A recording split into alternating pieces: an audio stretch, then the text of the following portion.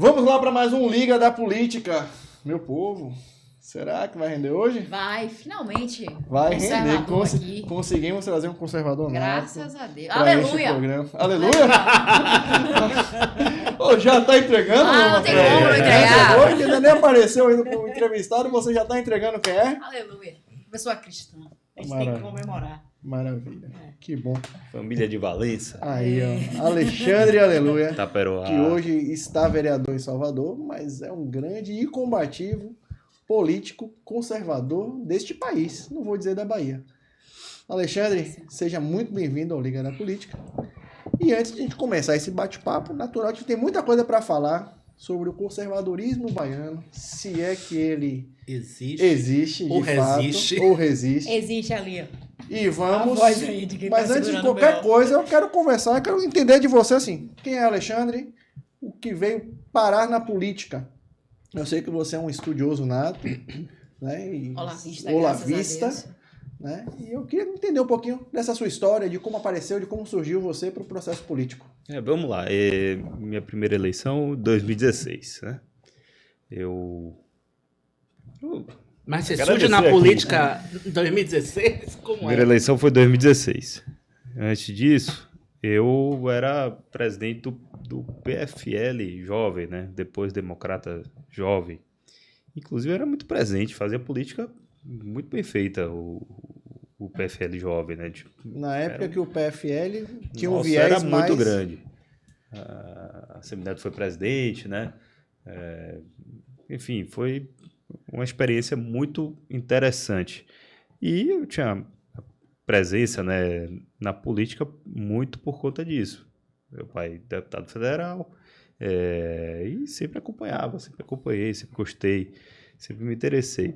Em um certo momento, eu começo em 2003, 2002, eu comecei a estudar, não foi nem conservadorismo, comecei a estudar a escola austríaca de economia.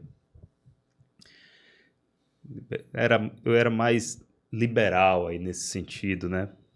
Eu comecei a estudar, mas como um hobby, sabia? Nem pensava ali em entrar na política. Comecei a ler tudo da escola austríaca. Participei do Instituto Liberal do Rio de Janeiro, do IEE de Porto Alegre. Não cheguei a pegar o Mises Institute, né, o Instituto Mises, enfim, surgiu depois dessa É mais recente, né? minha fase aí. E foi nesse momento que eu, primeira vez, escutei o nome do Olavo, né? Eu, em um determinado momento, em 2003, eu consegui uma bolsa para estudar a escola austríaca lá em Nova York. Eu fui estudar lá, fui 2 vezes estudar lá. Até um colega meu foi o secretário da Fazenda recentemente de Porto Alegre, o Ricardo, enfim, depois foi vice do prefeito, enfim.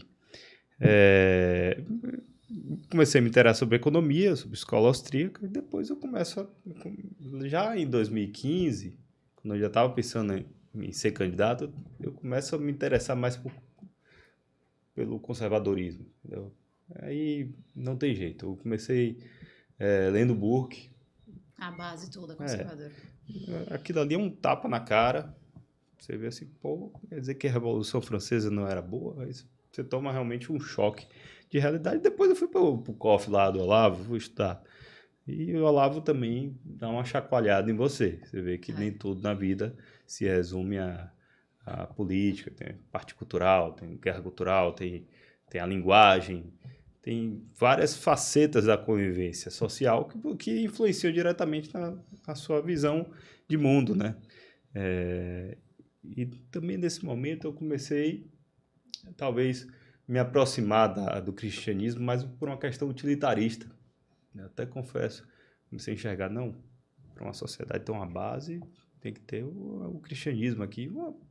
Era um pouco distante, uma coisa meio fria. Mas eu também comecei a me interessar. Enfim, a parte utilitarista, né, que sentia que aquilo ali tem uma serventia, me fez também me aproximar de Deus. da Igreja Católica, começo a... e você vê que para ser conservador, a primeira coisa tem que ser cristão. Cristão. Não dá. Se você quer conservar uma rocha. E se você quer ter uma rocha, você tem que ter um Deus supremo, né, transcendente, que define o que é rocha. Senão, ficamos como barcos à deriva. Então, eu comecei a enxergar isso de maneira até muito utilitarista, mas eu comecei a me aproximar. Sempre catolicismo, mas você começa a ver sentido, ver beleza, né? E depois você sente realmente que a política ali tem um sentido, né? Fulcral, um meio para o bem. E é interessante que em 2016 mesmo eu comecei a fazer alguns eventos. Vou ser candidato e eu quero ser diferente de tudo que está aí. De fato, você é diferente. Beleza. Você é um susto na Câmara de Vereadores de Salvador. Em 2016 eu trouxe o Benê Barbosa em Salvador. Era assim um absurdo, que a arma, aquela coisa toda, não existia em Salvador. Era tudo mato mesmo. Era tudo mato. Sabe a expressão era tudo mato? Foi em 2016 que eu comecei ali, trouxe o Benê, trouxe o Miguel Najib, Escola Sem Partido, também todo mundo... O pessoal só via ali Facebook, meme, né? Aquela coisa meio bem distante. Bem distante. Você trouxe para perto. Viu, pô, tomou um susto. Aí eu peguei, eu me lembro muito bem, fiz uma palestra, né? Trouxe algumas pessoas e tal, pessoal do Rio, São Paulo, cristianismo, política e cultura. Aí, pô, outro caos. Não, peraí. Aquela visão secular, inclusive do pessoal da direita. E na época, eu sentia o que acontecia. A direita aí, nessa época de 16, aqui, principalmente aqui em Salvador, Bahia, não tinha era todo mundo misturado, né? Os liberais, né? Com os conservadores, o pessoal do... A régua estava do centro para a esquerda. Estava surgindo também, centro, justiça já feita o pessoal do Novo, na época. Sim. Inclusive com Priscila Chamas. Sim. Que reconheço que ela fez um trabalho fundamental. Desbravar. A gente já teve umas arestas, mas hoje eu não tenho problema nenhum com ela. E, eu entendo a linha dela e tal. Mas na época começou a surgir esses movimentos. E não tinha ninguém ali ocupando o conservadorismo. Não tinha Bolsonaro. Bolsonaro era ainda um... Falava sozinho. Parlamentar ali. Claro, muito popular na internet. Aquele vídeo do kit gay, né? Sim. E ganhei a eleição. Aí eu comecei E também eu vejo que eu evoluí muito de lá para cá. Não só na parte política, de regimento, de entender como funciona, como aprova. Isso aí Isso aí é com o tempo mesmo. Mas a visão de mundo, a liberdade, até onde a gente pode chegar, o que é que... né? O mundo, a vida como ela é, o possível, você enxergar o que é possível fazer, aonde dá para chegar. Não adianta ficar... Eu não gosto do político ficar jogando para torcida, like, porque eu apresentei o projeto tal. E quando você vai olhar, não finaliza nada, pô. Não aprova nada, né? Não faz uma emenda. Eu gosto de entregar, certo? Tem que dar resultado. Entregar, pô. Aqui, vou até o final. Também, se não der, não deu, mas... Então, eu acho que o conservador, e aí já diferenciando muito do pessoal liberal, libertário, ele acaba entregando mais. Tem uma base melhor. Porque a gente não vive no mundo da ideologia, né? Não é um plano teórico na nossa cabeça que a gente tenta encaixar a realidade ao plano teórico. Nós conservadores, tentamos, né? Mudar o mundo e fazer o melhor, né? Pelo menos nós fazermos o melhor como homens, né? E temendo a Deus. Então, é diferente. E aí os liberais nisso se enquadram até mais como o pessoal da esquerda, os marxistas, etc. Voltando ao meu caminho, fui candidato de 16, fiz esse trabalho, né? Eu enxergo que eu consolidei Um espaço. desbravei bastante isso aí. Depois, natural, surgiram outros. A coisa na rede social amadureceu muito em outros pontos. Eu enxergo até que caiu um pouco, né? Se perdeu, né? Perdeu, às De vezes... mandato, você foi o primeiro na Bahia a assumir esse Conservador. protagonismo Eu não vou dizer o conservador. primeiro, assim, Foi. de Sempre. maneira clara, É. eu não lembro de ninguém, assim, nenhum vereador. Mas logo que eu me Eu falo elegi, de mandato. apresentava... Independente Não, de eu tô falando de sim. vereador mesmo. Logo que eu elegi, eu apresentava projetos e fazia aquela, né, aquela defesa diferente, né, impactante. E tinha muito vereador do interior que entrava em contato, pô, o vereador pode mandar esse projeto. Então você via que tinha uma vontade, muito uma parcela da classe política querendo, né, ocupar esse espaço, se conectar com o povo real, né, fora do mundo dos sindicatos, associações, ONGs, etc. Tinha uma classe política inquieta, inclusive na Bahia. Então, isso eu lembro bastante. Agora, a coisa é mais consolidada. Tem o presidente Bolsonaro que sintetizou isso aí de maneira muito clara. Mas eu continuo firme.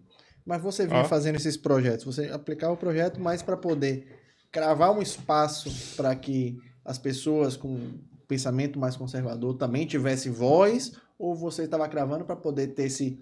Não, se a esquerda pode, aqui a direita também vai. Você tem que... Para poder esticar essa corda um pouquinho, porque essa corda, como eu falei, ela estava tensionada do centro à esquerda na Bahia e ainda é. Né? Então, assim, você não tem força para tensioná-la para a direita na Bahia, no estado todo, talvez até no Nordeste. Vou ousar falar. Né? Que a gente não consegue, o Nordeste não consegue esticar muito essa corda para você ter espaço para o conservadorismo. Né? Então, assim, você já conseguia fazer isso, você conseguia ter resultado lá no começo de tudo, assustava as pessoas, não, com a forma como você chegou em 2016. Eu imagino isso em 2016, porque Bolsonaro estava surgindo também lá em Brasília. Sim. Bolsonaro surgindo, questão do CQC. Tudo muito recente. Tudo recente. Repórter inexperiente. Super pop, né? Ali. Eu levo muito em consideração o livro do Olavo, né? A Teoria dos Quatro Discursos, de Aristóteles. E ele fala o seguinte: poética, retórica, dialética e analítica. E todos esses discursos vão aumentando, digamos assim, a gradação da verossimilhança. Poética, o cara escreveu um livro, uma historinha ali, que deixando possível uma linguagem diferente da comum. É bem retórica, você convencer o outro. Dialética, você ter dois argumentos. Estou simplificando aqui de maneira muito... e a analítica é realmente a prova real. E eu tentei sempre fazer a gradação entre esses quatro discursos. Mudar a cultura de alguma forma.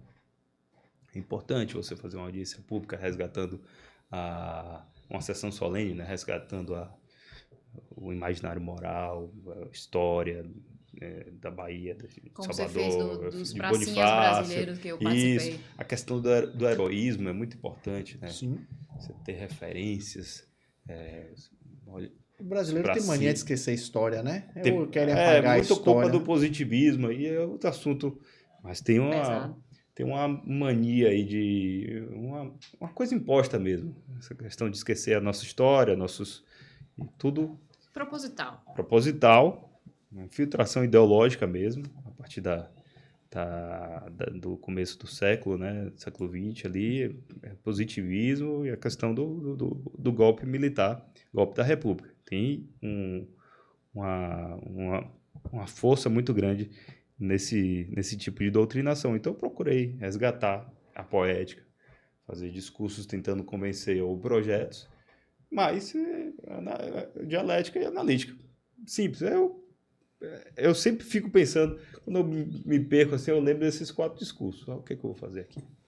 Às vezes é um convencimento, realmente uma coisa mais lúdica, mas eu enxergo que tudo é importante. Então, mas eu gosto de entregar, como eu falei mais cedo.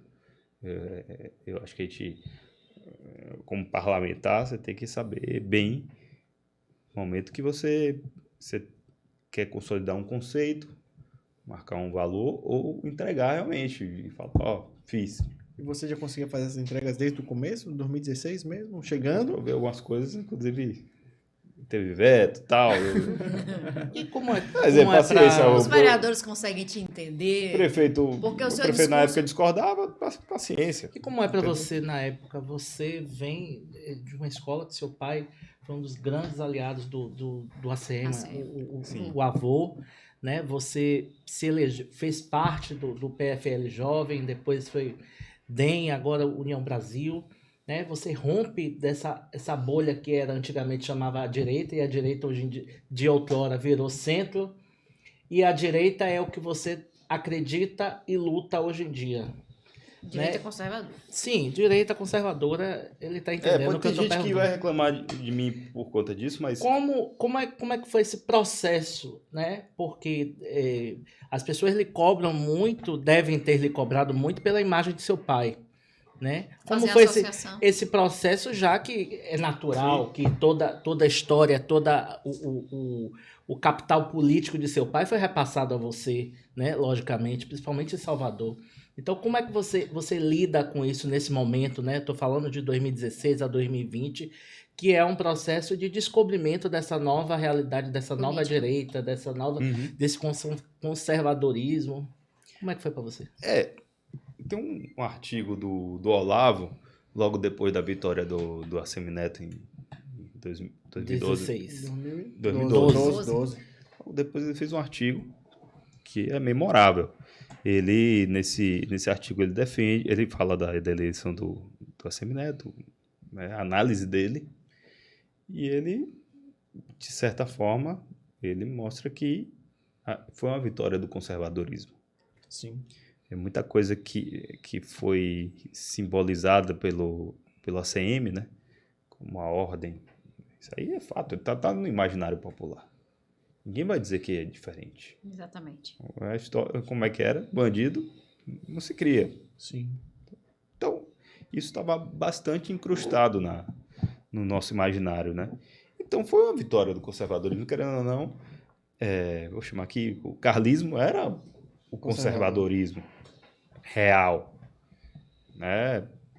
Tinha um pouco patrimonialismo, disso, aquilo outro, influências, lógico que tinha, não era um conservadorismo burkeano nem nada, mas era no jogo ali, inclusive mais do que hoje, do que o que tem. Apresentado como conservador. Se eu não me engano, até o próprio, na eleição, o próprio João Roma chegou a sustentar alguma coisa, a ACM, isso, chegou a tentar. Sim. Então, eu acho que foi uma quebra mais na comunicação do que realmente no símbolo, né?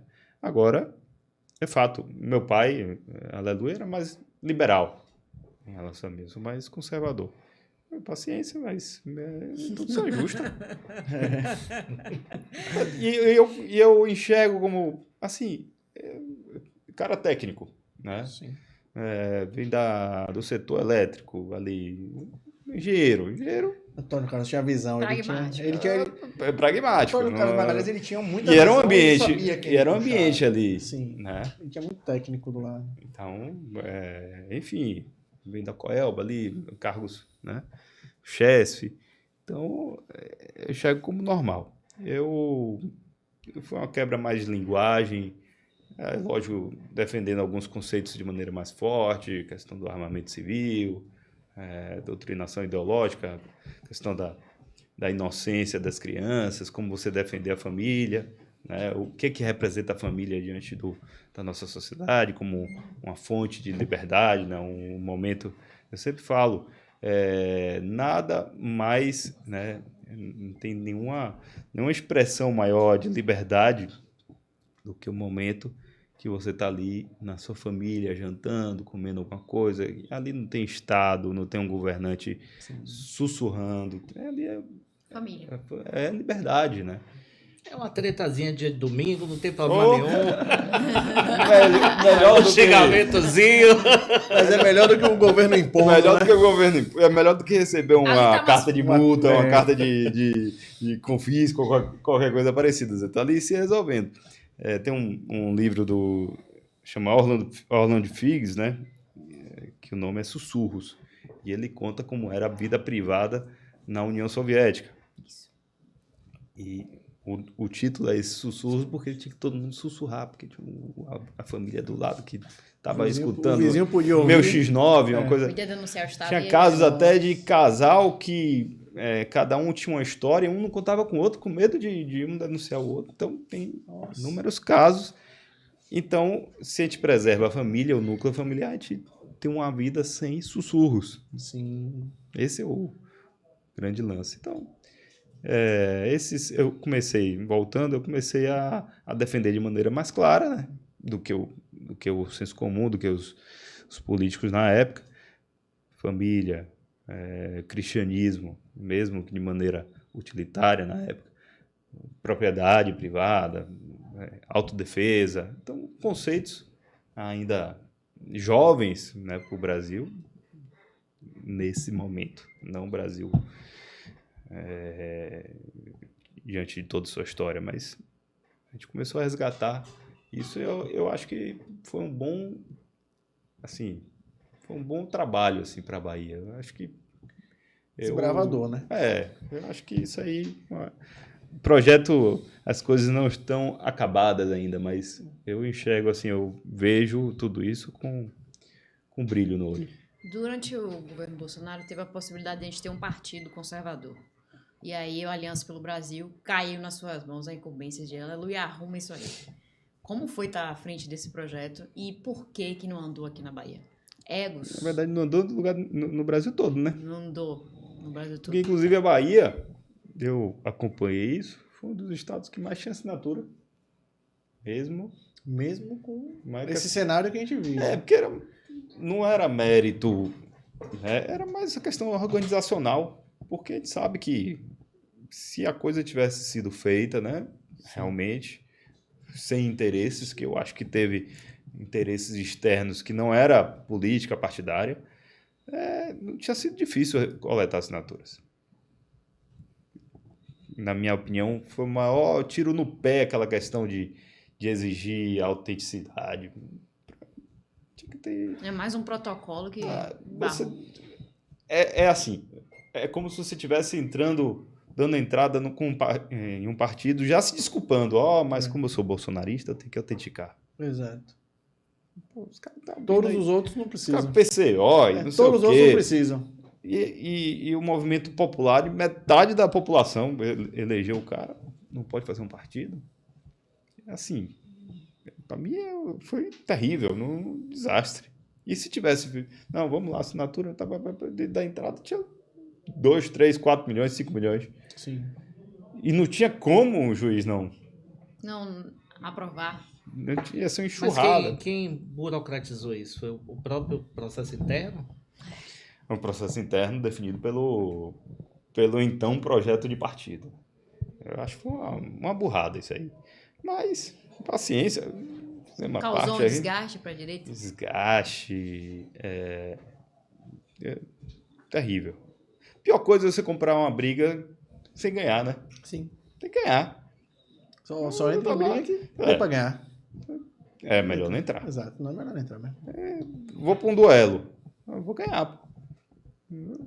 Discuto com um colega de partido. Vou para ganhar. Um colega de câmara, tal. Vou fazer briga para perder. Então, acho que foi uma briga ruim. Gastou muito.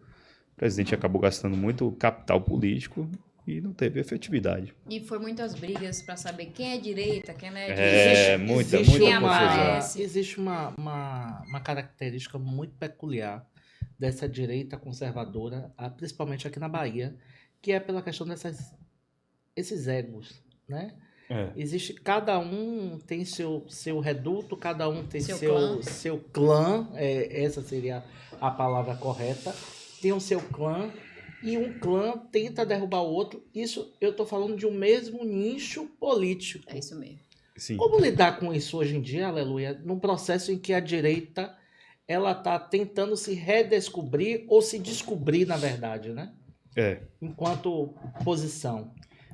É duro, assim, evitar isso, porque sempre vai ter né, que vai lá, quer postar na rede social, pegar alguma coisa sua, uma votação que você...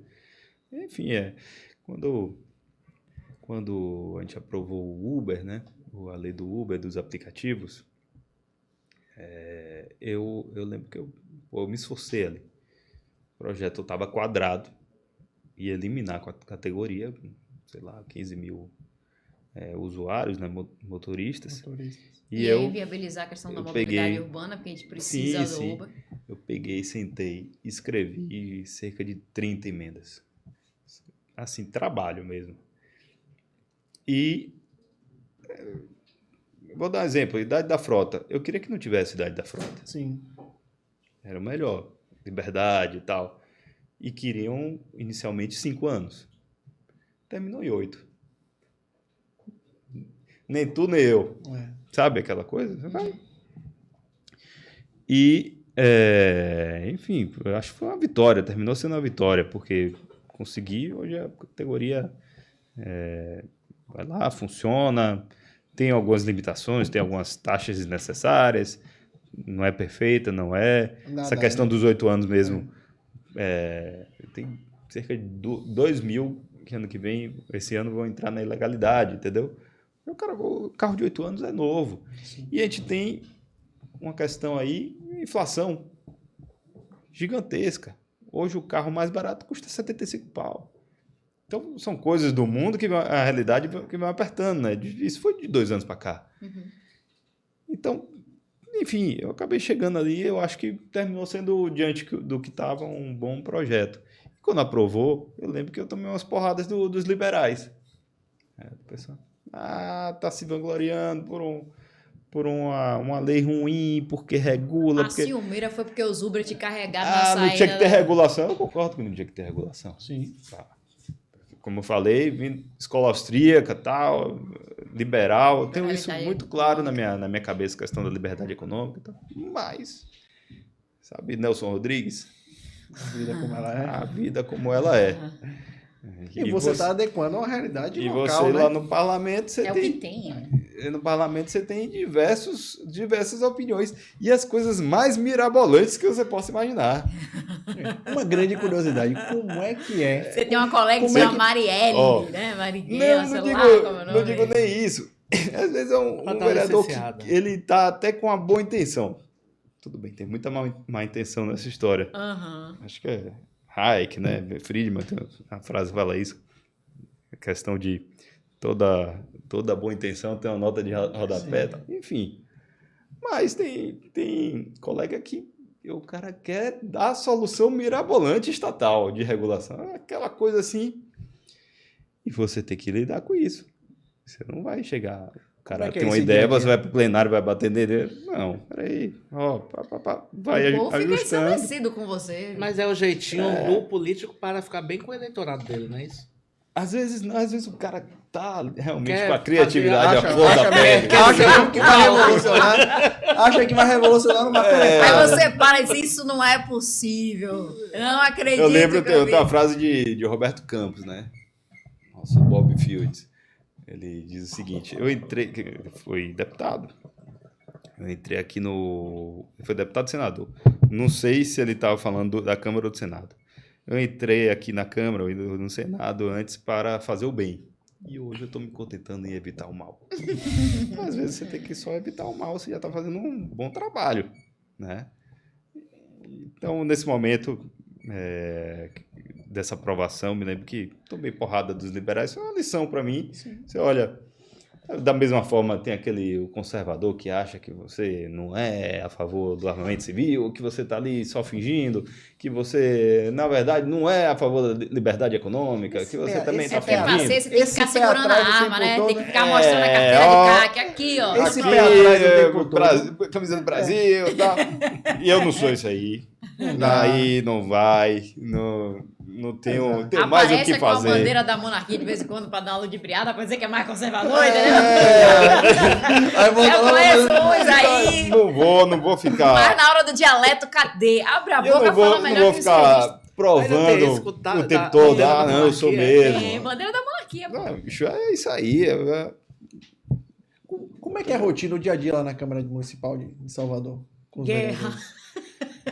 vereadores? Agora tá até mais eu- tranquilo. Eu Muito exercício de acompanho paciência, você, né? é uma guerra. Agora bicho. tá Agora, assim, você tá mais falou que a Semineto ele chega como uma volta do conservadorismo, mas simbolicamente, sim. simbolicamente sim. Mas aí você Esse é o vê artigo do Olavo em Aí você vê 2012, 2013, não lembro. o PFL, A Semineto democrata. tá sem A semivoo. Não, Mas é da eleição o símbolo, dele né? prefeito, o símbolo Esse dele. artigo é muito Aí interessante, você esse tem- artigo. aí você tem a Pode procurar, acho que tá no Semineto. mínimo, inclusive. Aí você tem a Semineto, você tem a união, o PFL vai para democratas e começa a tentar mudar, abraçar mais outras causas, começa a vir Sim. mais para o centro-esquerda, Sim. né? A dialogar mais com outros caminhos, né? Ideológicos. Mas a gente ainda há quem diga, e na eleição falam-se muito, Otto é mais carlista do que Neto. É. Eu ouvi muito isso. Então, assim, fulano é mais carlista do que Neto. Então, assim, você tem. Na política as pessoas falam muito isso. E me falaram uma coisa, que assim, Bruno é mais carlista do que Neto? Eu não sei. Bruno sei. chega a ser mais conservador em suas ideias e suas posições do que o próprio ACM Neto, do que o próprio neto do avô? Não sei dizer isso aí, viu? Que, assim, vou falar de Bruno, do prefeito. Ele é um cara muito humilde, viu? Sim. Você chega assim para conversar com ele, prefeito, eu acho isso. Ele, sabe, pelo menos até então, eu nunca vi a questão do cargo subir a cabeça. Continua a Não mesma pessoa. sabe nada. Não. Tem gente que, né? Tem gente que é maluca mesmo, né? Lógico, tem coisa que a gente caminha diferente, mas escuta, né? Escuta. Neto, então, não te escutava? Não, Neto eu tive poucas oportunidades, sabia? E Bruno é mais próximo. Assim, ele... Não, senta aqui e conversa. Então, Neto não escutava, pelo que você está Não, dizendo aí. eu acho ele mais distante, né? Mais distante, mais Mais distante protocolar, para assim, sabe? receber os vereadores? Sim. Bruno veio da Então Câmara ele não dialogava com a base? Bruno veio da Câmara de Foi Vereadores. estagiário. Lá. Foi estagiário, Cara, chegou lá ele estagiário. entende ali, entendeu? Sabe? Tá acostumada com a tratativa ali. E assim, cada um tem sua formação na política, enfim. Mas eu enxergo diferenças aí. Cada um tem suas virtudes, Bruno consegue dialogar mais. eu acho. Bruno nisso aí é muito... Eu tô dizendo aqui, são características diferentes. Paciência, Sim. né? Tem gente, por exemplo, que conhece e lembra o cara ali, o vereador de não sei onde, por nome. Tem gente que já é mais distante. Vida como ela é. Então, a gestão agora, nesse período, Bruno está melhor. Esse segundo mandato já está mais tranquilo. Com a prefeitura, a relação Tá mais está tranquilo. muito melhor. A coisa se amenizou, né? Porque teve uma questão lá do presidente da Câmara ali, Bom, a eu ia briga, lhe o presidente da perguntar Câmara. Foi muita confusão. Eu ia lhe perguntar isso. Nunca antes visto na história. Nunca Talvez. antes visto na história deste Deu município. muita... Deu confusão. Deu muita Foi boa. briga. Foi boa. A política quando dá confusão é bom. Pô, mostra que o parlamento é vivo, Exato. né? O daqui é bem vivo. Puxa, antes tá demais, né? Muito vivo. Mostra que o parlamento é vivo, não é? Tem vida própria. O que é como deve ser, né? Exato. Nesse jogo aí, né, já que você já reavivou essa questão da Câmara lá, da eleição, né, que Geraldo foi eleito para mais um biênio, né? Pô, é muita ferida cicatrizada. Né? Tá todo mundo cicatrizado. Tá todo mundo cicatrizado. Mas o já, biênio, já passou.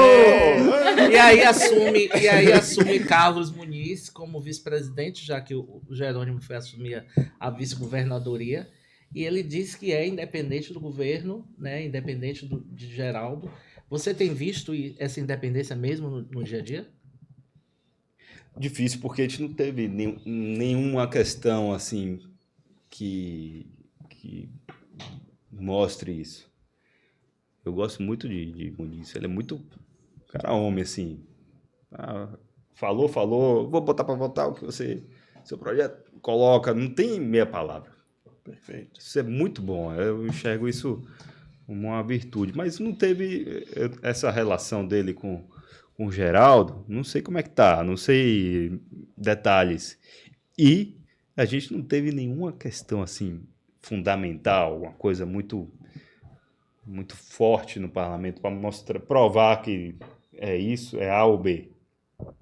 Esse ano ainda não teve nenhum projeto executivo. Hoje em dia se comporta como independente, oposição, situação? Eu sou do Bloco Independente, inclusive, líder do Bloco Independente. Tem o Bloco Independente e o Partido Independente, que é o PSD do professor. Sim. Inclusive, a gente tem até o mesmo tempo partidário. Uma hora... O professor pede, não, professor. Pode ir, professor. Mas a gente divide tempo na tribuna, tudo. Então, como diz o ditado, a atividade é posto, né? Aí você dá. Aleluia, você é um bom leitor. Existe a chance de Muniz ir pro PL? Ele me falou que teve uma conversa. Você Roma também me falou que teve uma conversa. Você não então namoraram. Mas você não teve o seu dedinho aí, não? Você não deu ajeitada, você não teve... Não. Porque você pode ser fundamental dentro desse processo. Não teve, não. Mas eu tô namorando. É muita coisa que... Você sabe que o Bolsonaro começou essa resenha. Tô namorando, tô conhecendo. Exato. O nego ficava doido quando ele falava isso. Então você não foi o cupido desse namoro? Não fui, não. Em que pese, não tenho nenhuma questão com o Muniz. Ele é um cara que sabe montar partido. Sim.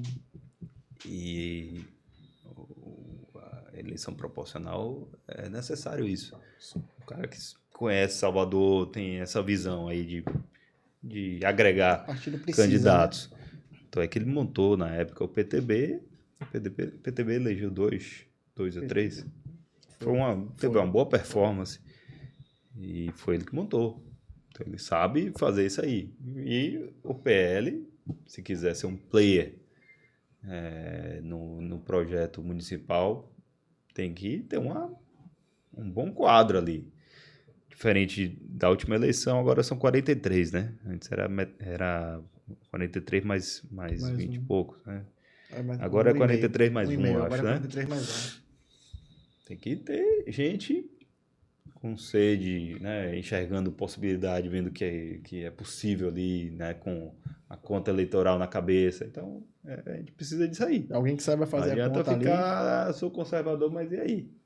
Tem que sobreviver enquanto partido político. As contas, maneira que você vai fazer. Então o PL então vai estar aberto para outras pessoas estarem vindo a afiliar? Não aquele. Ó, o Raimundinho lá, eleito, acabando com tudo. Deixa Raimundinho. Já tá. Se engana um pouco, até em relação a essa questão. Do Raimundinho. Não. Calma. Essa questão de ser conservador ou não, né? Às vezes o cara é uma pessoa simples, nunca leu Burke, nunca leu Olavo, mas é mais conservador do que o outro. Do que a galera da bandeira, né? Entende o povo real, o cidadão comum, o pai de família. O partido político você faz isso, a gente não pode... eu acho uma bobagem também você criar um muro, né? De cercadinho ideológico. É uma bobagem. O que é você ser conservador? É você dizer ou você Deus. ser? Prontos para essa aula agora? Prontos para essa aula. Aleluia, você tem a chance de mostrar para um esquerdista o que é ser conservador, que até agora ninguém chegou. Ainda não entendi. A grande diferença entre o conservadorismo e todas as ideologias de massa é isso aí. E quando eu coloco ideologias de massa, nazismo, marxismo, positivismo. Foi de esquerda o nazismo e vocês não gostam de falar, mas nacional-socialismo, né? Então, todas essas ideologias de massa têm uma teoria, uma ideia de mundo pré-concebida. as coisas vão ser assim, a economia vai ser assado. Tudo. Dentro da limitação do Estado. Eu tenho um livro aqui, O Capital, que pese o marxismo é um pouco diferente disso tudo. É uma coisa mais mutável, mas parte da premissa semelhante de que você tem uma teoria pré-concebida. O conservador, não. O conservador não tem teoria. É um modo de ser. Né? Diferente também do liberalismo. Né? Então, se Burke fosse liberal, ele teria sido a favor de vários temas na época que não era bem liberal. Era uma ideia de conservar a honra britânica. Então, é a mesma coisa. Costumes, A forma, tradição. maneira de ser, tradição, a beleza arquitetônica. Você querer conservar. Vamos lá, JJ Seabra, década de 30, 40, e chegou lá.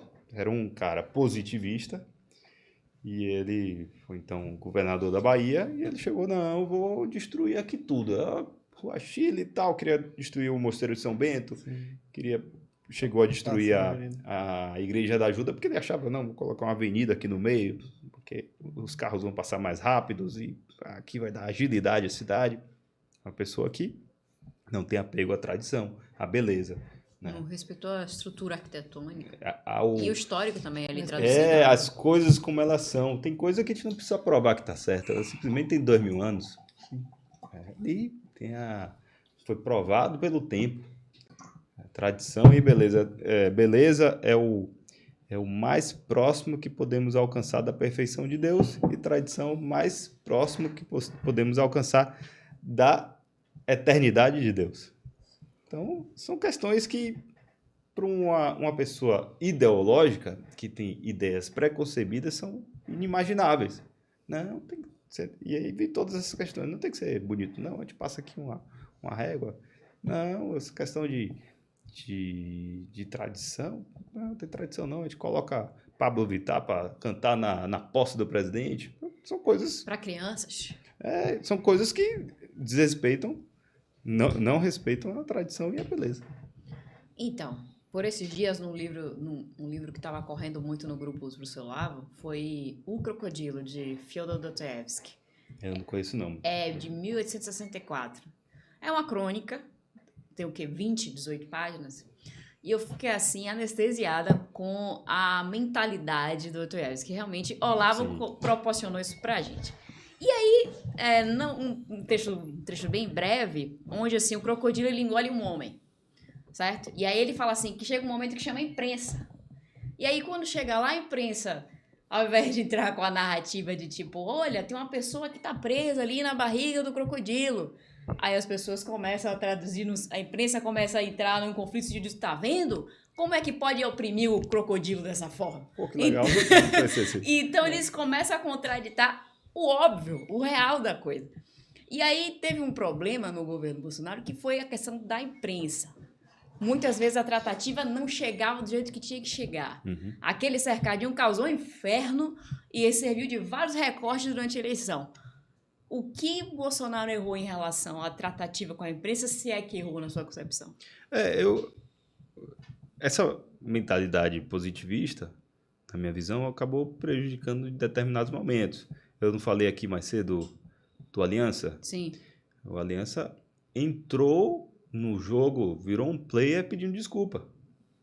Olha, eu sou bolsonarista, então tem que ter autenticação aqui no cartório, pagar R$5 por assinatura. Então, quando você entra num debate já pedindo desculpa, você já perdeu. Sim. Ou 90% perdido. Então, em determinados momentos, eu acho que faltou isso para o governo em geral. E aí não é o presidente, é toda a mentalidade ali que permeia. Não dá. Eu vou te falar. Outro dia eu vi o Nine, né? Falando sobre o procurador da República. Não, vou escolher uma pessoa que é ligada a mim. Eu tenho a resposta Se fosse o Bolsonaro, ia ser aquele caos. O inferno. Ele tinha que explicar. Explicar, Você acha que isso atrapalhou muito na campanha, aqui na Bahia principalmente? Que Mas já se você olhar, você- voltando aí, Isso. ele tá certo, tem que ser, ele pode ter se expressado mal, mas é isso aí. É política, o cara ganhou a eleição. Sim. Ele vai escolher o diretor da Polícia Federal, que tem a visão dele, ligada a ele. Vai escolher um inimigo, né? Então, em determinados momentos, eu achei que o governo meio que entrou nas coisas pedindo desculpa. Como essa questão, que não foi bem governo, mas foi o bolsonarismo, essa questão da aliança. É fato. Mas isso aqui não dá para negar, né? E a tratativa com a mídia? Como é que você achou? Pesou muito? Não pesou? Precisava comprar a briga? Tinha que ter um Também discurso tinha coisa que não tinha jeito, né? que tinha que ir pro embate mesmo. E ele era persona não grata no estamento, a gente sabe tudo isso. Não dá para falar que também foi certo, foi errado. Ele teve uma popularidade muito, né, muito pujante, conseguiu levar muita gente para Mas não era o momento, depois dele ter ganho a eleição, dele sair do palanque, do que ficar 4 anos no governo no palanque? Até que ponto também ele ia ser moído pelas narrativas oficiais, né? Difícil a gente Tem um parâmetro julgar agora. isso. Uma coisa é fato. O 7 de setembro, ali aquelas manifestações, foi gigantesco, nunca antes visto na história do Brasil. Sim. E mais, sem um inimigo, porque inimigo é fácil você juntar forças, né, contra o inimigo. Uhum. A gente viu a gente viu não, mas tivemos a marcha pela família, mas ali era um inimigo muito claro. Era um presidente que tinha ligações com a China e Cuba, etc. Então tinha um inimigo. Não, isso aqui a gente não quer. E pelo contrário, era de apoio. Eu acho que o Brasil nunca viu isso. Então, o sucesso disso aí foi gigantesco. Difícil de julgar o que aconteceu. Tem gente que julga depois da eleição e tal, mas... É fácil. Engenheiro de obra pronta é fácil. Mas você, voltando àquela pergunta que eu ia lhe fazer, mas acabei lhe interrompendo, você acha que esta questão de você já chegar para... Quando você vai conquistar um voto, você saiu para conquistar um voto. Aí você tem que explicar o porquê Bolsonaro, porquê o bolsonarismo, porquê o presidente que você está defendendo. Isso atrapalhou um pouco na sua caminhada, porque assim, você conquistar um voto era mais difícil. Dentro da Bahia, dentro desse estado, lugares, era sim. muito mais Porque complicado. você tinha que ensinar pro eleitor a votar. Você tinha que explicar o cidadão. Então, assim, imagina que você... Eu enxergo assim, principalmente Salvador. Salvador é fato. Resultado. Não estou aqui, mas teve uma rejeição. Sim. Né? É absurdo. Agora, quando você ia para lugares, né, mais tradicionais, você sentia o contrário. Então, Sim. Luiz Eduardo deu uma resposta muito bonita. Luiz Eduardo, Santa Maria da Barreiras. Vitória, Barreiras, até Juazeiro, tinha uma cidade muito politizada, Juazeiro, Teixeira, enfim, é difícil também ficar... trabalhei e tal, pedi voto, tive uma votação boa, 50 mil votos, é isso aí. Agora, como é que você enxerga assim? Você frequentava muito Brasília, você vivia muito em Brasília, né? Com a família, com o próprio Bolsonaro. E você vê a coisa se consolidando, a coisa formatando lá. Porque assim, quem viveu o centro-oeste deste país, quem viu, você percebe que as pessoas estavam muito mais bolsonarismo. A história era outra, a conversa era outra. E aqui na Bahia, você vivendo uma situação... A cabeça era outra. Eu saí daqui, eu fiquei 4 meses em Brasília fazendo campanha no Distrito Federal. O que eu fiz?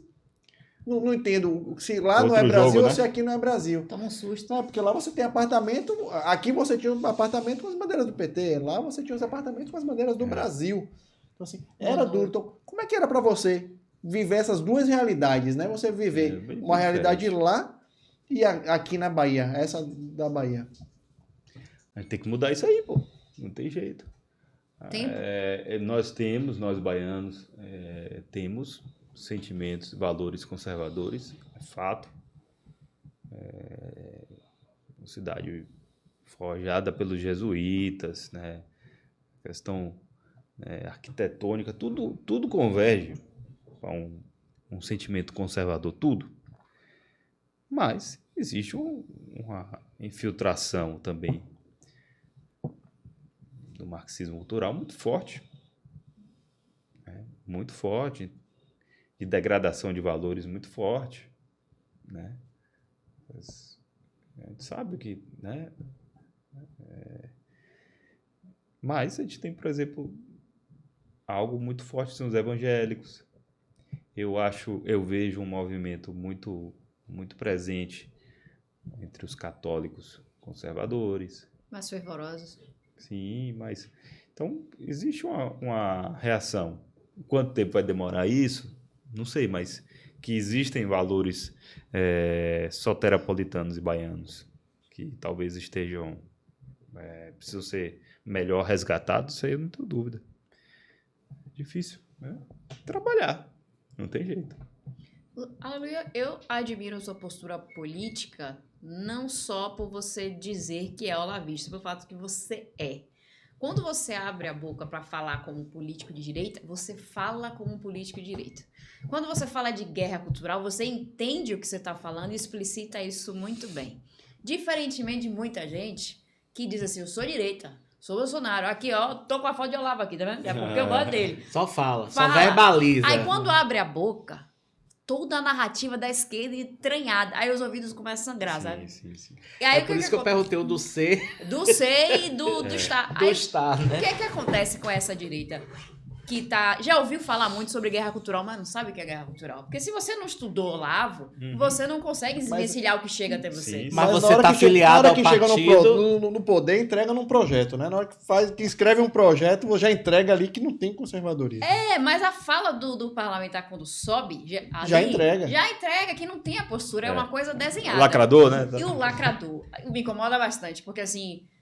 usa uma bandeira, se apropria de um nome, querendo ou não, é Bolsonaro, não tem outro nome pra dizer assim, que é diferente, e em torno disso, o que tá faltando pra essa direita? Estudo, lealdade, respeito ao que de fato tá sendo pregado? Como é que você olha pra esse direitismo? Muitos são colegas seu, como parlamentar, que você ouve. Você diz assim, meu Deus, isso que ele tá falando não tem nada a ver de direita, mas não posso contraditar nesse momento. E prega um conservadorismo e não age como conservador. Diz que é cristão e não é cristão. Diz que é pela família e tem 5, 6 mulheres, trai mulher, já está no 3º casamento, entendeu? É o falso conservadorismo. Mas isso em relação que ao político, o que eu queria perguntar em relação ao político, o que é que está faltando nessa tratativa aqui? Estudo? Está faltando resgatar a história do Brasil. Eu acho que estudo... Existe uma visão meio elitizada disso aí. Lembra que eu falei que pode ter um candidato que ali nunca leu o book, mas é conservador. Todo mundo é conservador naquilo que mais conhece, né? O cara, ali criou a família com muito afinco, ele sabe que tem que proteger a família dele, sabe que tem que proteger a propriedade, né? Que ele não quer sacanagem com os filhos que estão na escola. Sim.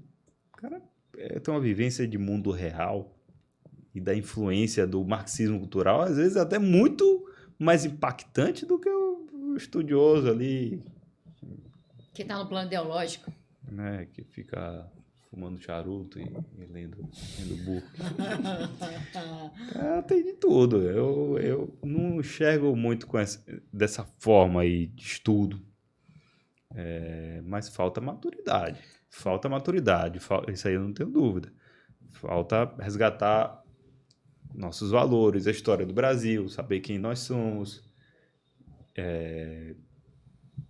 Às vezes um conto desse aí, O Crocodilo, vale mais do que 1000 livros sobre conservadorismo. Porque você está ali criando seu imaginário, com 18 páginas, né? 18 a 20 páginas. Você está ali criando, né, fortalecendo seu imaginário, saindo do lugar comum. Minha filha de 9 anos. Tem um horáriozinho que a gente lê Tolkien, porque eu sei que aquilo ali vai abrir o mundo dela, né? Não vai ficar em Felipe Neto e essas coisas. Sim, não, tira sua criança disso. Né? Então, eu acho que cabe mais isso aí. Eu acho que a gente precisa mais disso, né? De fortalecer nosso imaginário. Me diga uma coisa, Alexandre, você em acho que foi 2020, né? Você mantinha uma aliança muito forte com o Porciúncula, né? 2022 vocês rompem, né? Houve algum desafeto entre vocês dois? Você chegou a afirmar que ele estava muito, como foi? Deslumbrado, alguma coisa assim, algo do tipo. O que é que aconteceu nesse momento de você com ele? Ou não quer falar? Não, assim, no direito a gente tem o seguinte, né? Quando você entra com a petição, com o pedido, você fala dos fatos. Resume a situação. Depois você dá o argumento e depois, por último, você pede. Né? Dos fatos, é basicamente isso aí. Era amigo, não é mais amigo. Foi para Brasília. E caminho conflitante. Eu acho que tá claro. Cada um. Claro, tá bastante Né? Porra. Mas você era o mais difícil, chegado. Não tenho o que dizer. Dos É fatos. Ele pode falar, não foi assim, não concordo, não foi traição. Não, os fatos. Cada um interpreta da sua maneira. Mas os fatos são esses. Eu sei que na reunião que teve do PL, a primeira em fevereiro... Essa eu não estava. Não. Você não estava, não foi? Não. Mas o deputado... Estava viajando, não cheguei a tempo. Certo. Mas o deputado Raimundinho deu chega pra lá nele, né? Que ele foi perguntar... Eu vi aqui, até um corte cedo de vocês. Raimundinho jogou duro. Raimundinho é sensacional. Fonte de informação. Raimundinho é uma figura. Raimundinho foi assim. Que figura é Raimundinho? Você que eu nunca te vi em lugar Eu nenhum. não conheço você de lugar nenhum. Eu acho que deve ter sido genuíno. E Raimundinho entrou no PL, vamos falar de partido, vamos aproveitar e falar, Raimundinho entrou no PL aos 46 do segundo tempo. Foi. Fazendo a lista, e Raimundinho no o pessoal fez, e ele vem, bota o nome dele aí que ele vem. E o cara chega fazendo uma bagunça daquela. É aquilo que o próprio Alexandre falou, que assim, dentro do partido você precisa ter essas pessoas para poder compor. Eu falei isso na última reunião, tipo, montar partido para ser um player no proporcional, primeiro tem que ter um cara, um organizador, uma espécie de headhunter. Isso. É fato que uma cidade de 2,5 milhões de habitantes tem que ter um cara da Valéria, um cara lá do subúrbio, e queira ser candidato, um representante, né? E eu não, também, voltando aqui para a questão elitista, né, dos conservadores e alguns ideólogos, que acham que você não tem que ter representatividade local. O conservadorismo é isso. É você estar ligado com a sua comunidade e nada mais honroso de alguém ser um representante de um bairro. Eu não tenho essa visão elitizada de que o vereador, por exemplo, não pode representar. Pô, eu moro lá em Brotas.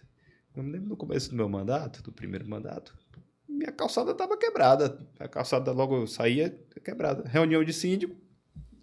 Vereador mora aqui. Vereador aqui do lado, vereador. Aí peraí, se eu não consigo resolver isso aqui, eu sou fiscal do executivo. Eu levei foto, me lembro na época, acho que era o Sérgio Guanabara, o secretário, eu tenho que apresentar lá pro pessoal.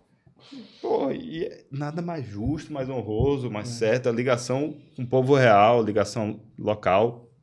Lógico, você tem seus valores, defende a família, defende a propriedade. Também, tudo que você conseguir dentro da competência do vereador convergir os valores, ótimo, excelente. Mas, né, voltando aqui para montar o partido, tem que ir atrás do cara que tem uma representatividade, desde que, lógico, também não seja uma atrocidade, assim, uma coisa muito contrária aos valores do partido, né? Mas não dá para fazer um cercadinho, não. Só entra aqui se o cara postar foto de Bolsonaro, verde e amarelo com a camisa do Brasil. Então você acha que deixa isso... o povo julgar.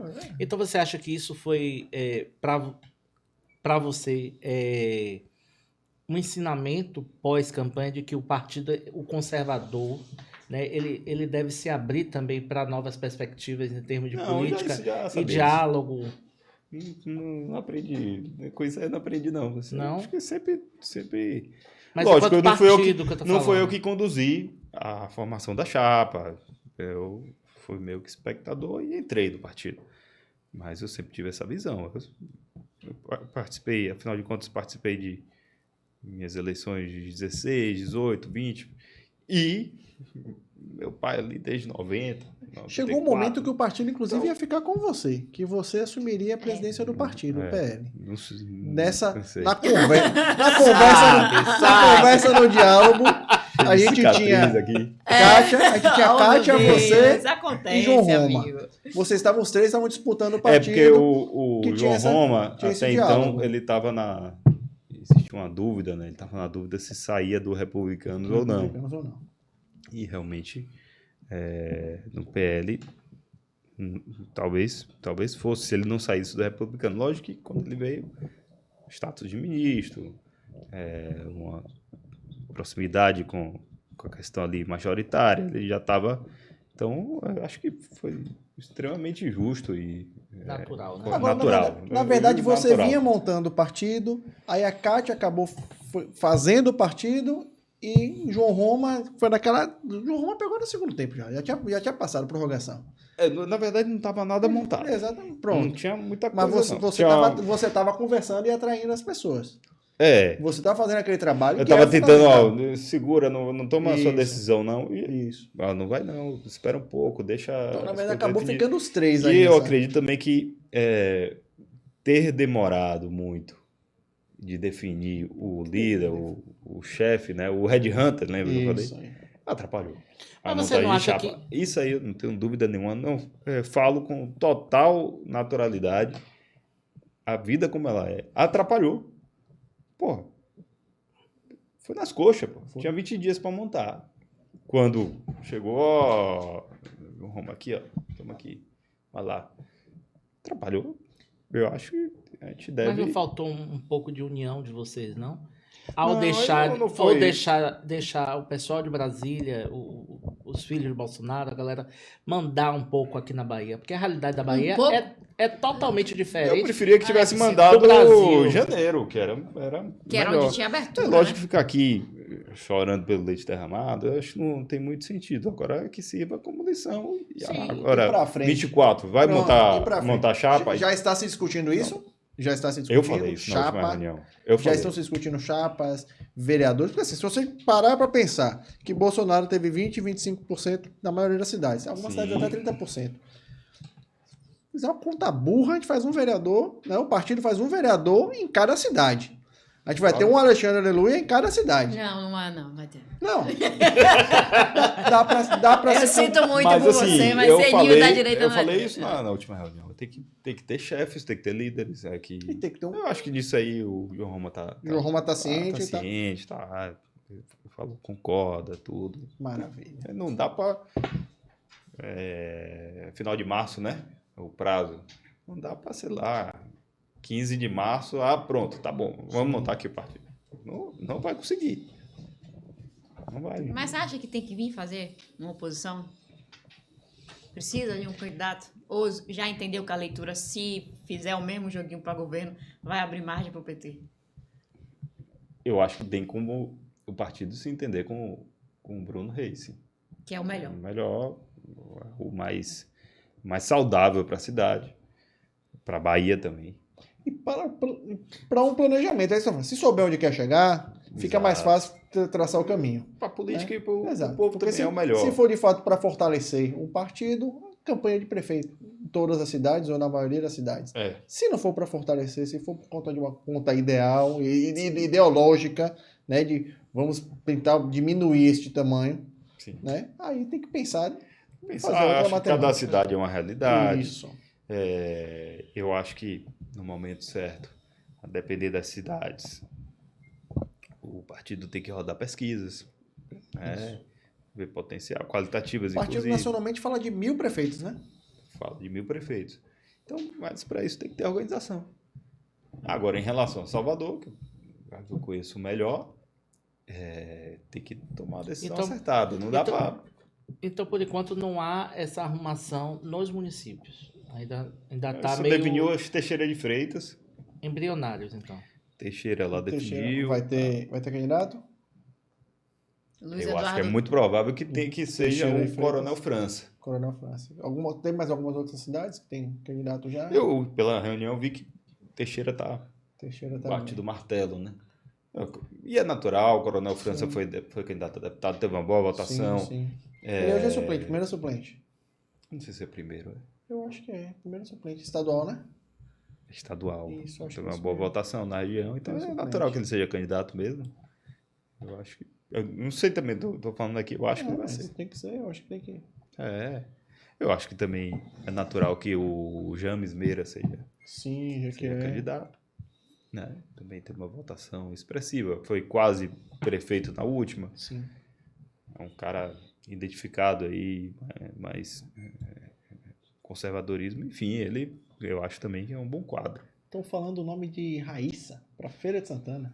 Eu ouvi isso aí, eu achei que era boato. Não... Para mim a conta não fecha.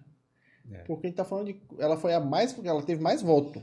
Numericamente falando, tirando Salvador. Numericamente faz. Agora, se você tirar para proporcional e percentual, não é uma das cidades. Lá, eu não sei como é que ela foi lá.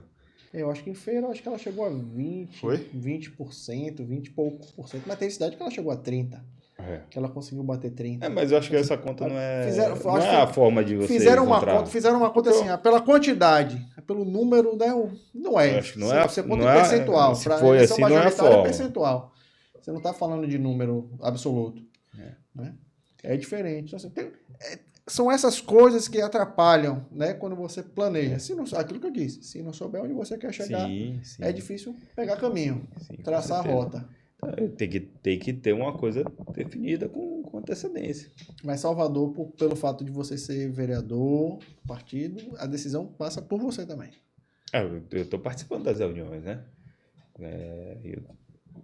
As coisas estão muito claras. Eu acho que as duas que eu participei foram jogo aberto. Não tem o que reclamar, não. Maravilha. Né? E essa questão dos deputados estaduais? Metade lá, metade cá, meu amigo. Me explique. Vamos fazer de conta que não tem ninguém assistindo a gente. Fala até baixinho para poder... Vamos falar baixinho ouvir, pra né? ninguém ouvir a gente. Eu vou falar. É duro. Pega essa luz aí.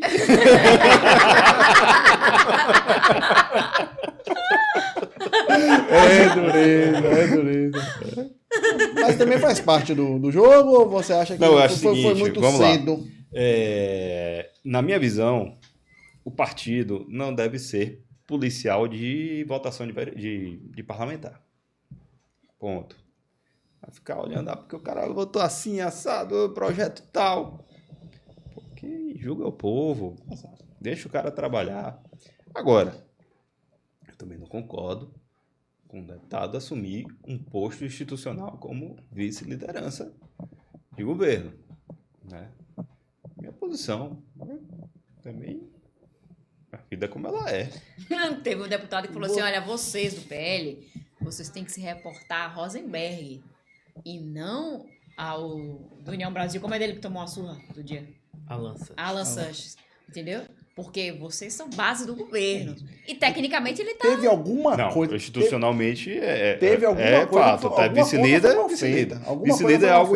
Raimundinho falou aqui que, acordo. inclusive Não, essa indicado vaga... pelo chefe do executivo, né? Exato. Na Câmara, Exato. sim. O prefeito Exato. manda um ofício para a Isso. Câmara Na dizendo, Assembleia o também. líder, o vice-líder, o terceiro vice-líder. Inclusive, Assim. Raimundinho falou aqui que a vaga era para Diego Castro. E aí ele fez uma troca. Ele fala, Ele sou fofoqueiro. Mas você assistiu a de Diego? Não. Você assistiu de Diego? Eu assisti. Que Diego contou uma história. Diego contou uma história completamente diferente, né? Aqui. E o Tadinho, deputado foi lá e não, demitiu. rapaz. Contou. Largou o doce. Raimundinho desmontou o PL. Lembra que eu falei dos fatos? Aí a gente tem 2 dos fatos aí. Eu não sei. Não tem. Foi mal tava lá. planejado. Foi mal planejado. Acho que se tivesse se preocupado com isso na hora que chegou lá, não deixava correr tão solto. A inexperiência. No caso de quem? Dos 4. Sei lá. De quem? Ou será também que chegaram atrasado, que nem no dia da sabatina? Às vezes, até porque... Chegou atrasado. No dia da sabatina que chegaram atrasado e perderam a hora e depois ficaram gritando lá. Isso é uma coisa, assim, pelo amor de Deus, não quero briga com ninguém. Não, a gente Então, também e eu não não tô quer. aqui, eu não sou fiscal de ninguém. Sim. Mas é uma forma que eu não trabalho ali na Câmara. Pô, expondo o colega, porque não deixou, sendo que não é a forma que eu faço. Né? É porque você estuda o regimento interno, Pô, né? tem que estudar. E quando você É quer. a regra do Cada jogo. função. Tem que É a entender. regra né? do jogo. Até pra não Você pisar sabe fora, que, né? Exato. principalmente você como minoria, querendo fazer oposição, você tem que saber qual a janela você vai estar aberta pra você. Tem que, a regra do jogo. Às vezes é uma besteirinha ali, você A vai... gente vai dar risada aqui. Melhores. Você chega no horário, então, né? Claro, eu Quando vejo você lá. quer arguir Pô, alguma mas coisa. se eu não chegar no horário, eu não vou colocar a culpa Porque é o na PT opressão. que não tá vou. dizendo que eu não vou Se falar. eu chegar atrasado, eu vou ficar ladinho. Pô, baixa a cabeça e... Né? Isso que é a experiência do mandato lhe traz, né? Pô, senão não dá pra você ficar expondo os outros por algo que é culpa sua, né? Tudo tem troco na vida. Né? Um dia o recibo chega. Pô, se o cara faz uma sacanagem aqui, lá na frente o outro vai. Mas eu não tô aqui, eu não tava. Você tava lá. Eu não tava lá. Aí eu tava acompanhando Eu online. estou julgando, eu estou falando de fatos abstratos, né? Sim. Bom, De fato, Mas foi eu ouvi uma essa coisa- história também. Ouviu A live dizer, tava né? ao vivo, tá todo mundo aí.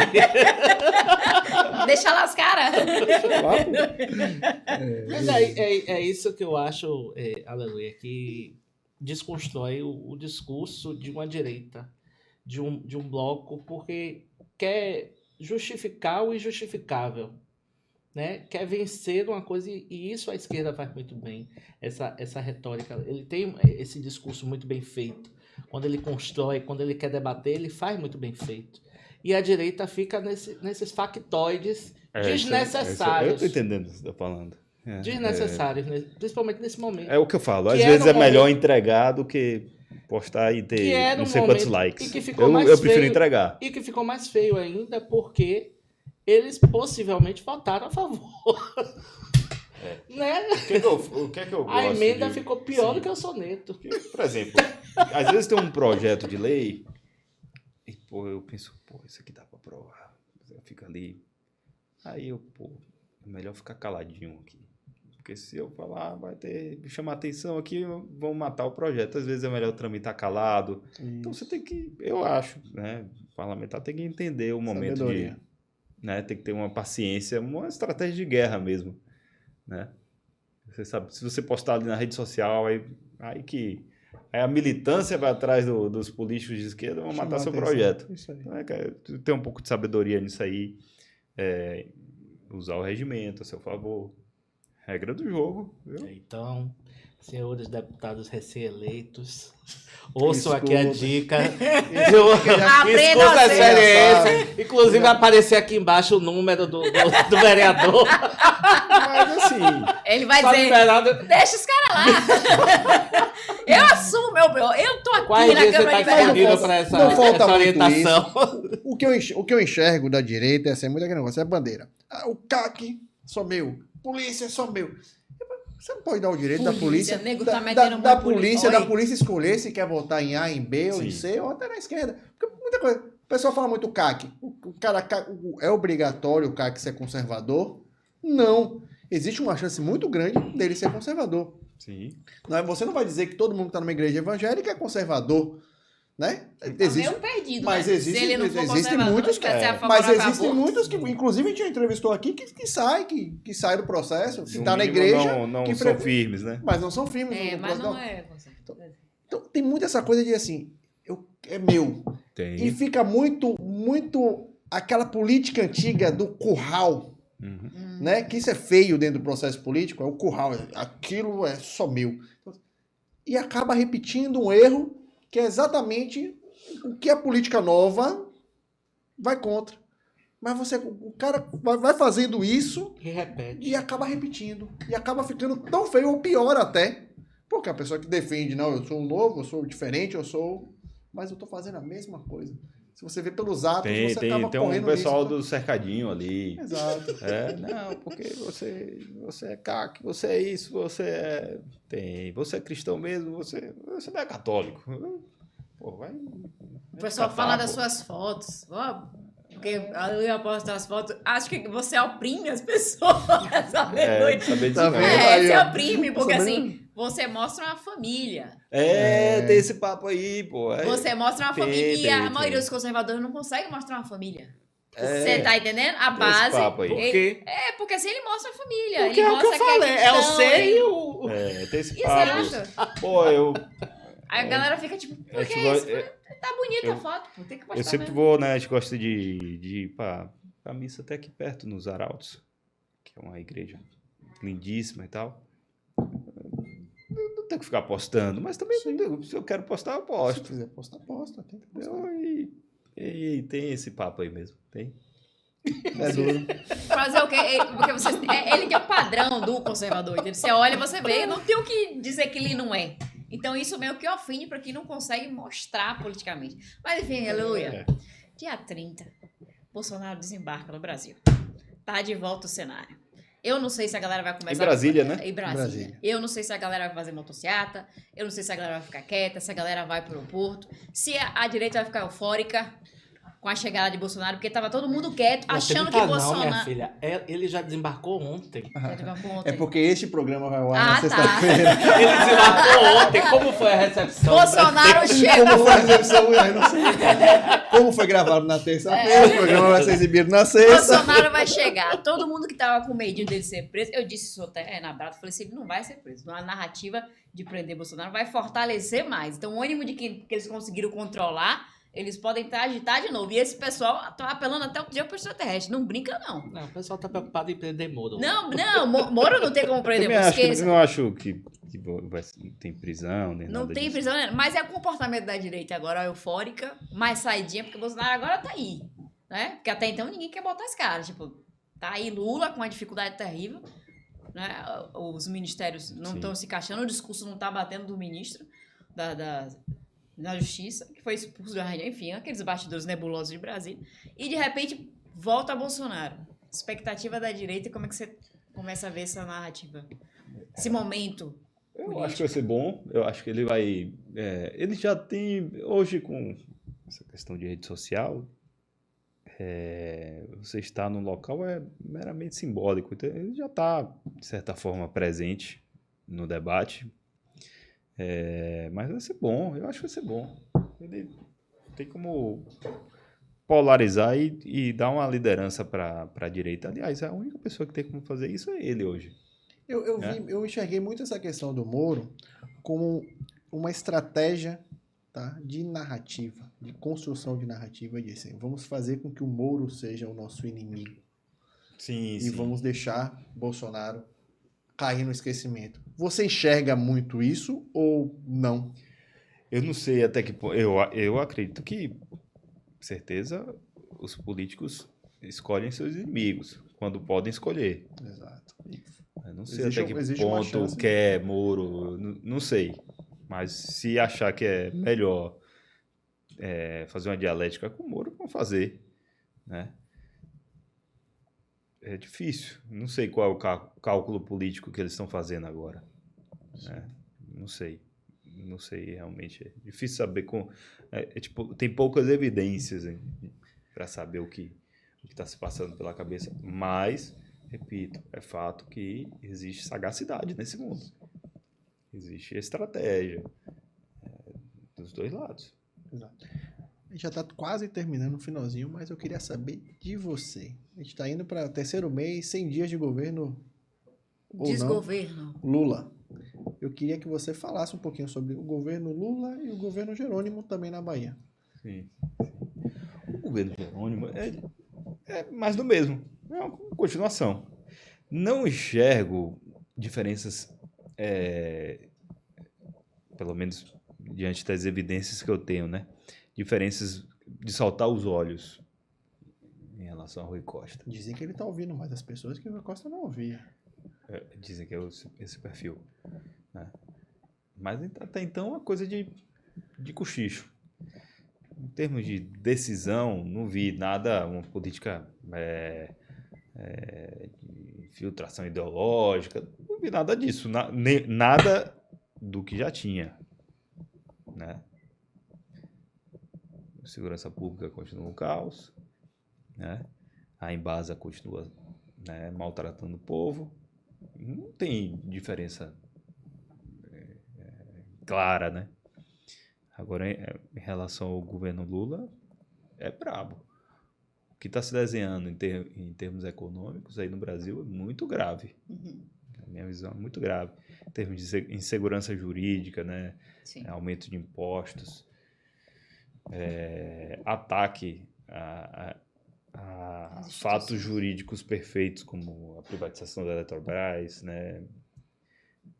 E eu acho que tem uma... Estou fazendo aqui... Uma conjectura. Uma conjectura, mas pode ter uma parcela ali fazendo especulação financeira muito forte, né? Com algumas declarações. Não estou acusando ninguém, mas de saltar os olhos. Vai acabar a privatização da Eletrobras. Que, pô, a gente sabe que não, que nenhum diretor de estatal vai fazer isso com a ordem jurídica que existe hoje. Até porque existem minoritários lá nos Estados Unidos e lá prende. Então, eu acho que tem um jogo muito sujo aí nessa história, mas a gente vê claramente sairmos de uma política ortodoxa, né, do Paulo Guedes para uma política mais desenvolvimentista, impressão, né, de expansão monetária. Isso é muito grave, na minha visão. A gente vê outros fatores, imitação do porte de arma, né? Retrocesso. Retrocesso, né? Ataques à nossa liberdade, né? Questão de importação de comércio exterior, muito, muito forte. Parte cultural, a gente já sabe o que vai acontecer.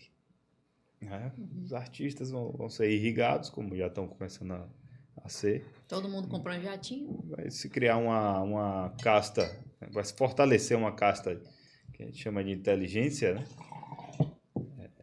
Que trabalha para o governo, propriamente dito. A gente já começou a ver o que está acontecendo. E a questão cultural do governo antigo, eu acho que não colocou nada no lugar. Então, a gente só teve grande novidade do Brasil, o Brasil Paralelo. Eu acho que a gente não tem uma formação cultural, né, depois desses 4 anos que possa contrapor. A questão cultural a gente já sabe o que vai acontecer. A questão econômica a gente está vendo o caos se formar. Questão de segurança e propriedade, mais do mesmo. Invasões, insegurança jurídica, ataque ao agro. Tudo isso aí, para quem entende do processo revolucionário, não é nenhuma novidade. Igreja católica e igreja evangélica, eu acho que vão ser... A gente não vai ter eu acho que, por hora, a gente não vai ter um processo como a Nicarágua. Mas a gente pode ter um processo de infiltração muito forte. E caso não consiga, se cria uma aresta muito grande, pode ser que a gente tenha um processo parecido. Porém, o caso da Nicarágua é diferente. Lá a igreja católica, que é muito forte, né? Os evangélicos não são tão fortes. Aqui são duas frentes.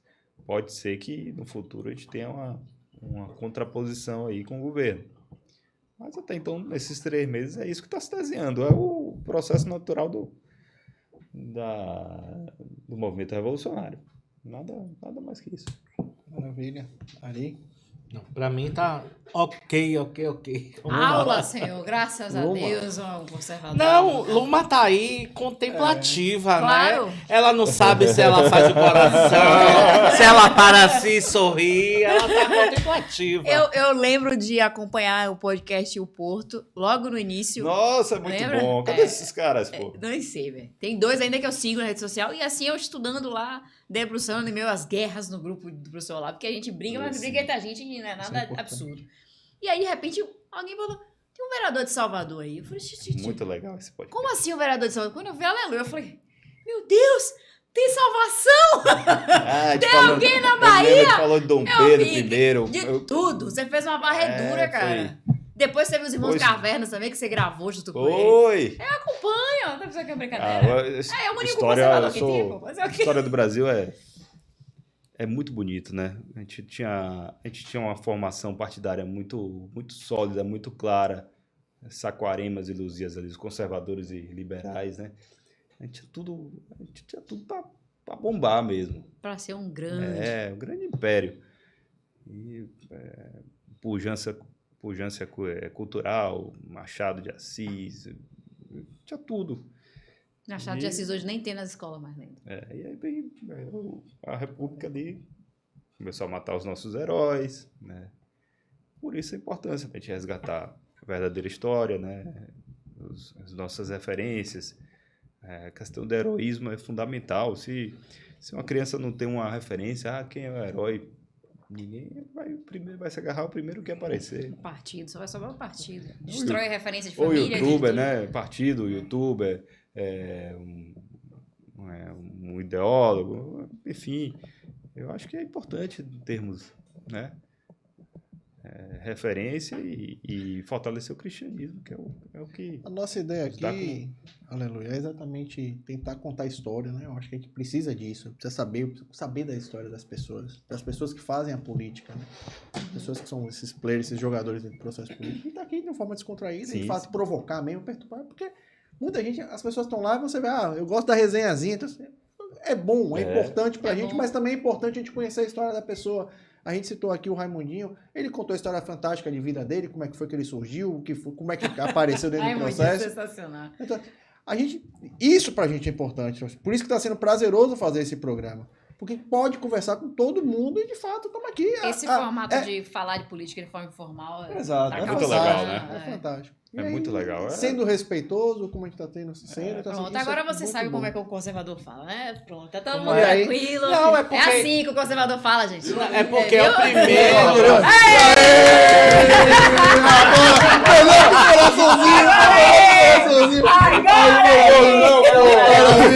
Não, assim. Eu sempre disse a vocês.